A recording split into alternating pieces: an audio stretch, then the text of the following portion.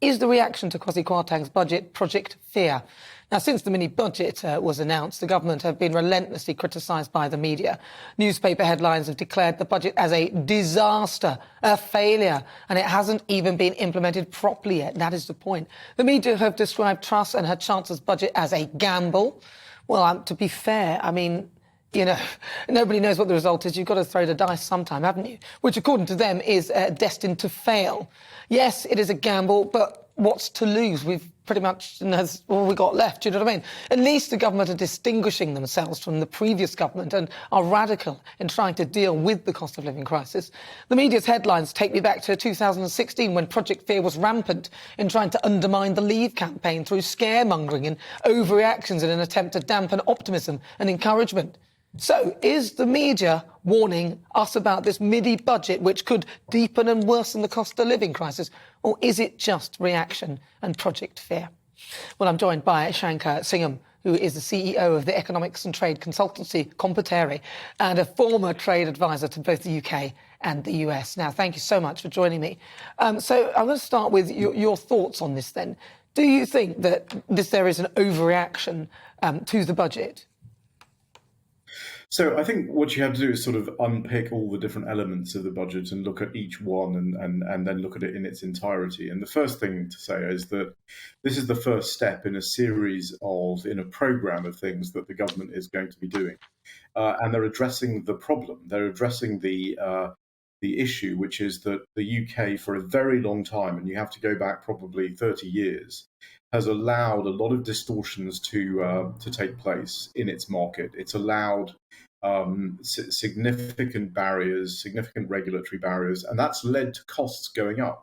So costs have gone up, significantly, and as a result of costs going up, that's why we have, the cost of living crisis and so forth. And so it's very important that they work to reduce those costs, and they've done that by this budget. And what they're doing is including some what we call supply side reforms, so regulatory reforms in terms of the things that are produced, in order to lower the cost of your housing, your energy, all of those things. You're going to see a lot of announcements on regulatory reform there.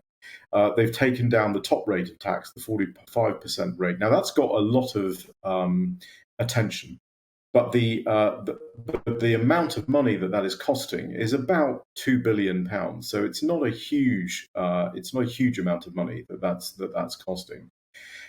So broadly speaking, what we are seeing is a reaction to this from very powerful investor interest groups. There are a lot of financial market players who have benefited from a very cheap access to money, easy money for too long, has led to a lot of practices that wouldn't ordinarily happen when you have ordinary interest rates set at ordinary levels.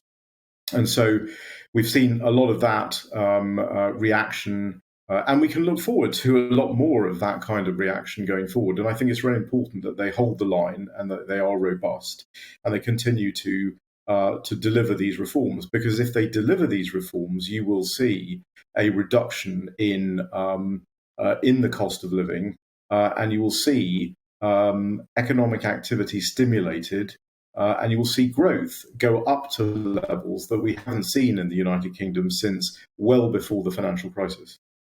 Wow, well, that's very succinct. Well, Shanker, stay there, because I'm just going to bring on Peter Edwards. He's a former editor of The Labour List. Peter, OK, so you heard what Shanker says. What is your view? Do you think that the market's reaction was an overreaction? No, I think it was completely justified. And I think the comparison with the EU referendum is completely misleading. That was about predictions, what might happen in the future after a one-off referendum. But this time, we've already had a panic on the markets within days. We've already had a spike in interest rates and the Bank of England forced to spend around £60 billion to calm down pension funds and protect all our future retirement benefits. We've already had around 1,000 mortgage products withdrawn in a matter of days. That's to say nothing of the very poor political messaging or the unfairness in having an income tax cut, which of course Labour will support, but the benefits of which are outweighed by increasing energy bills. So the downsides are certain, and one of the newspaper headlines called it a gamble. But I'd say it's not even a gamble, because The downsides are certain, and they've been confirmed already. What about, though, Peter, Shanker's point, which he made, that a lot of those in charge of regulatory bodies, some of the, not the regulatory bodies, but some of the financial institutions were benefiting from the status quo, which was not beneficial to the market as a whole and to us as consumers. So these low interest rates that they were taking advantage of, things like that. Well, markets, whether you're talking about a big bank or a hedge fund, or they're the other end of scale, another type of market like bookmakers, they're not party political, they're not partisan, and they're one of the most adaptable institutions in the world, because they just want profit for themselves and prosperity for a country they're based in. So the idea, I think, that ideology sways market makers is nonsense. They're completely adaptable. My personal view is lots of people in the city, not all, but lots of people in the city are Conservative supporting and have supported various Conservative governments, but they have still reacted in a very negative way. And you have to bear in mind, as well as it being very laissez-faire economics, you might say non-traditional Tory economics, there's also been a hopeless set of political messaging about it, and the refusal to publish forecasting by the independent OBR. So you have not just bad economic decisions, ill thought out, but you also have what you might call jiggery-pokery in terms of independent analysis, or the lack of it. Well, OK, Peter, well, I'm going to bring Shanker in there, because you've made a few comments, and I want to give him a chance to reply on those.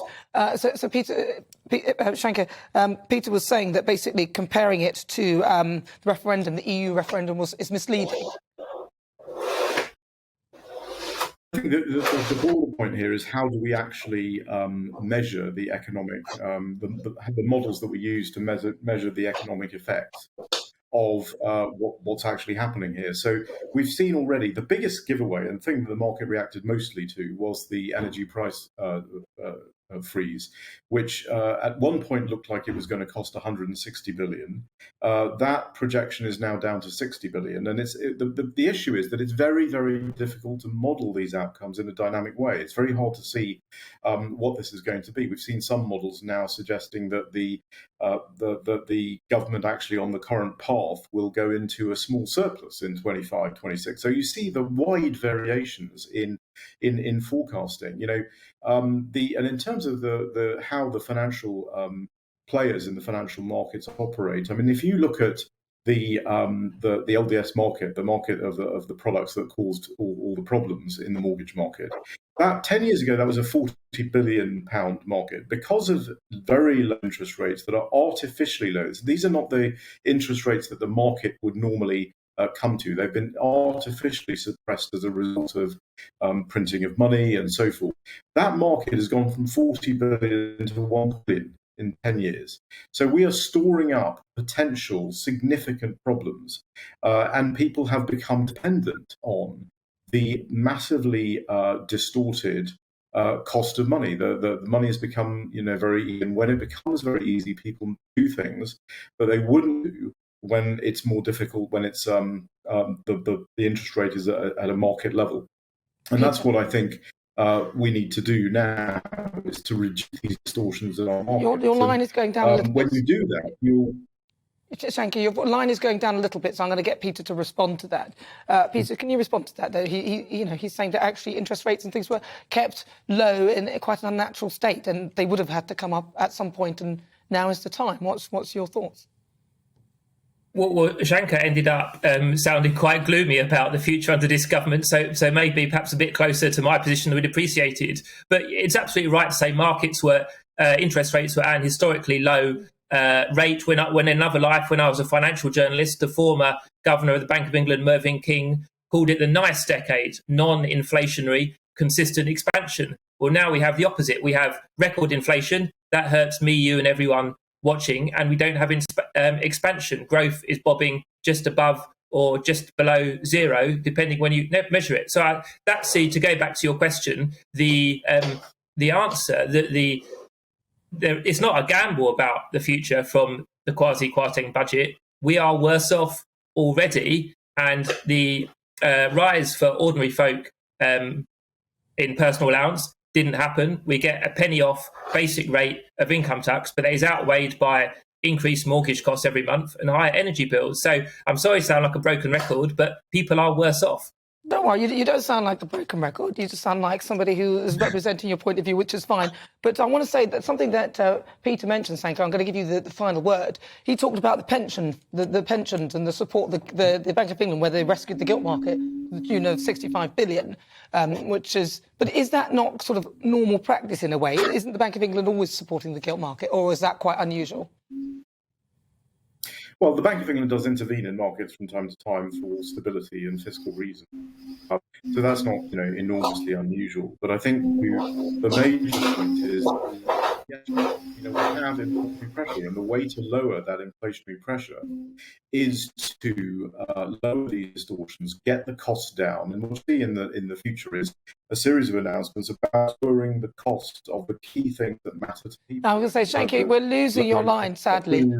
Unfortunately, you need to get a decent internet connection because we're losing your line, sadly. But it's really good to talk to you, and your thoughts are much appreciated. That is Shanker Singham, CEO of Kwarteng and former trade advisor to the UK and US, and also Peter Edwards from The Labellist. Thank you so much, both of you, for joining me.